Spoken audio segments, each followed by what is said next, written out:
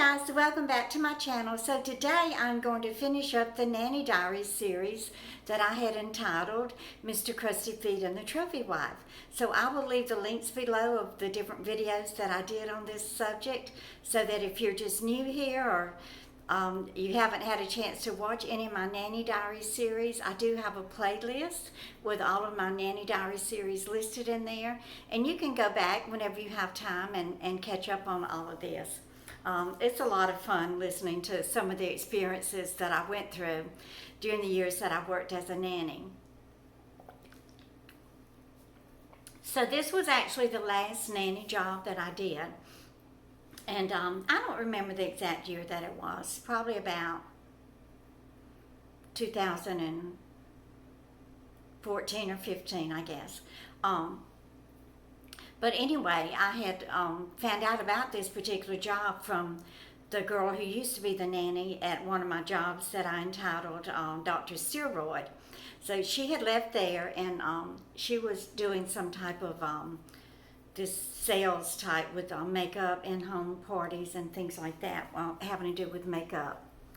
So she had gotten a call from this man asking her if she knew of anybody that, if she was interested in a job as a nanny, or if she had known of anybody that might be interested in a nanny job. So she knew that I had already left Dr. Steroid. So she said, yeah, I've got a friend that might be interested. So I went and applied for the job, and I was hired. And like I said, I'm not going to go back through all the videos that I've already done and retell the stories, but I will list them below so that you can get caught up. So let's go ahead and start with where I left off, and that was during the time that we had gone to Las Vegas. It was around January the 3rd, whenever they have the Consumer Electronics Show, because Mr. Crusty Feet is the owner of a company that does this sketch etching in your windows to help prevent theft of your vehicle. I call it the Etch-a-Sketch Company. I don't really remember the name of it, but anyway, that's what he did. So he had a booth set up at the CES in Las Vegas during that time. He wasn't actually, running the booth. Of course, he had employees there, but we had to go there. So of course, they wanted to take Max and Ruby with them. Ruby is 4 years old, and Max is 2, and I'm the nanny. So they had to take the nanny too. So on the flight over there, I got sick with the stomach virus. I mean, it was severe. I was in the bathroom nearly the whole time. So then as we were there, the little girl got sick with it.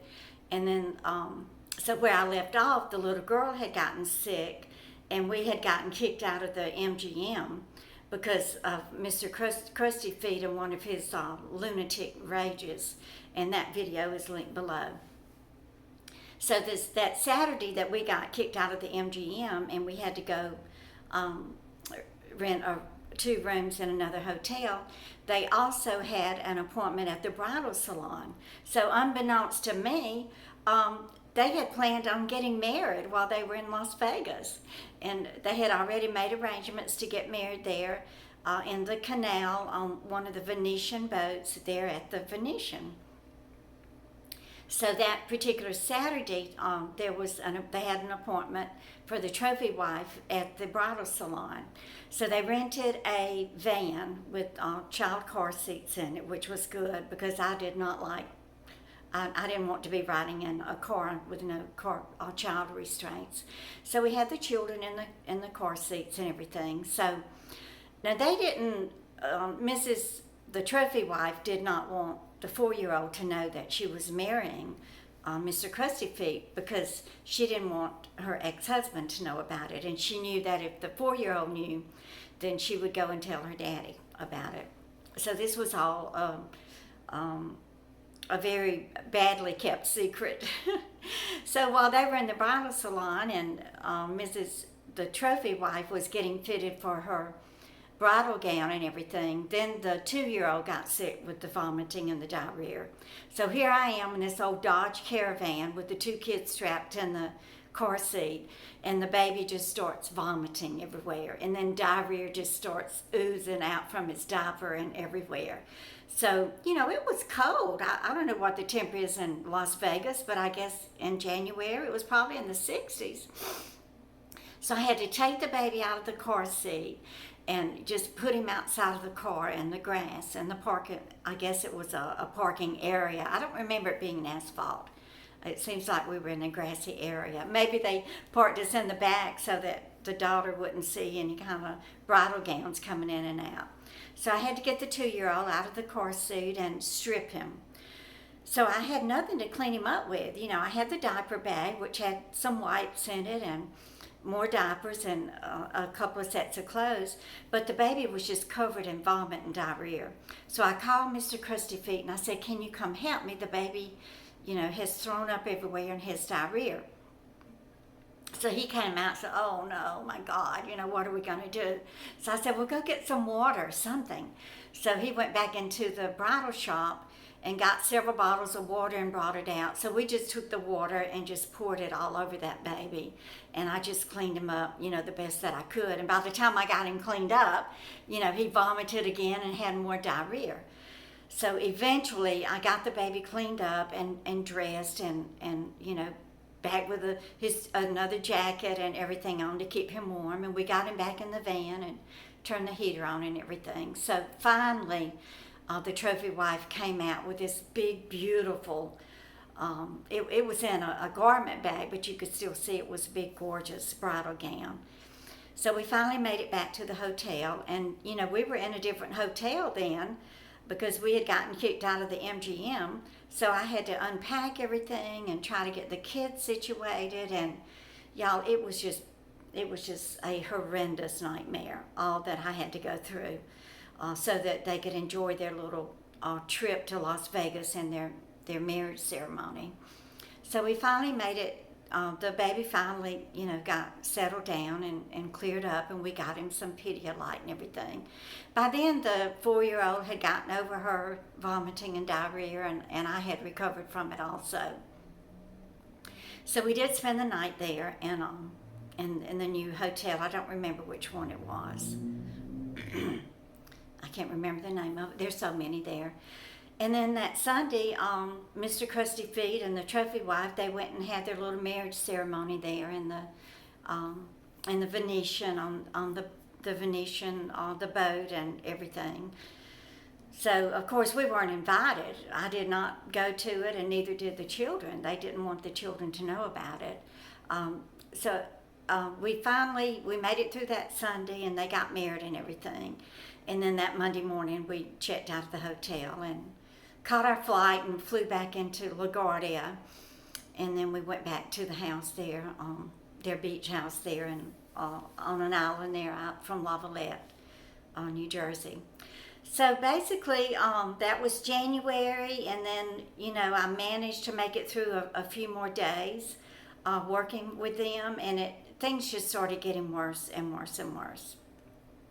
As far as the trophy wife and her demands on me, and she wouldn't meet with me or sit with me and tell me what she expected of me. She bought a chalkboard and she would write my instructions on the chalkboard, so I had to remember to refer to that chalkboard every day to see what was in store, what the plans were for that day, and where they were going to be going, what they were going to be doing, and what I was going to be doing with the children.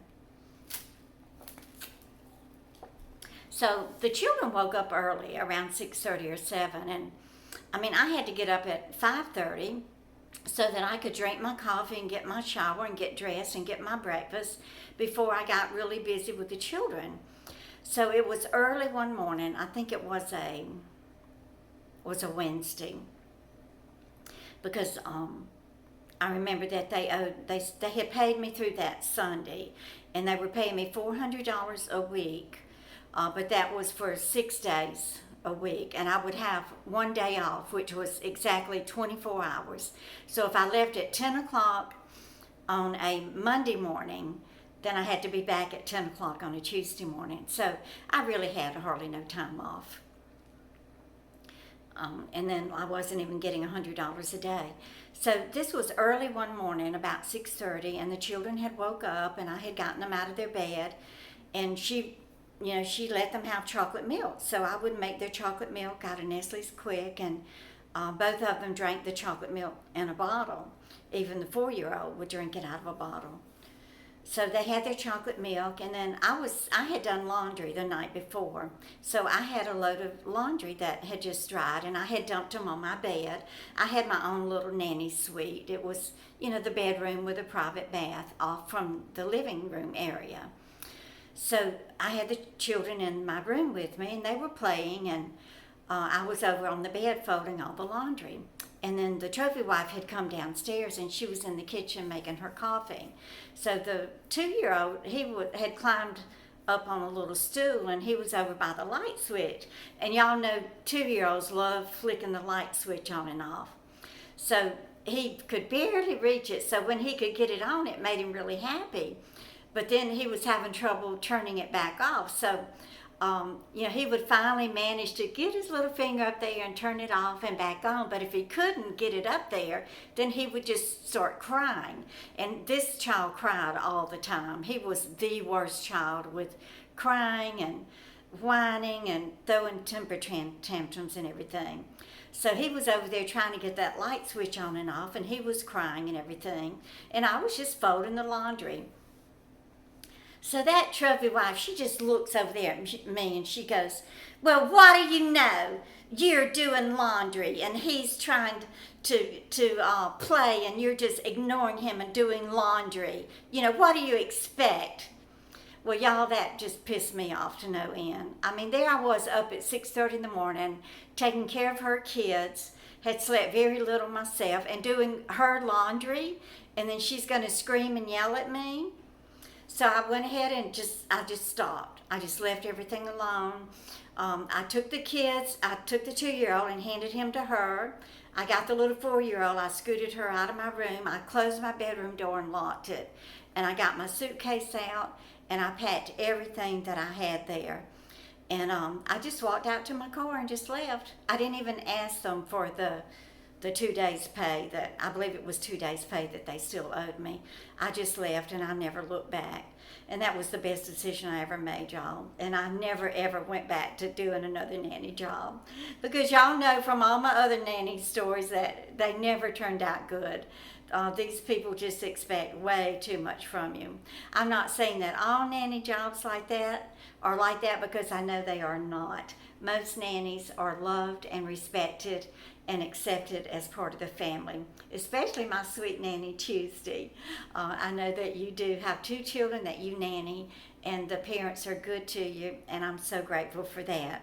So I hope you enjoyed my nanny series. If you did, please give me a thumbs up, and y'all share my videos, and y'all just keep on coming back. Bye, guys.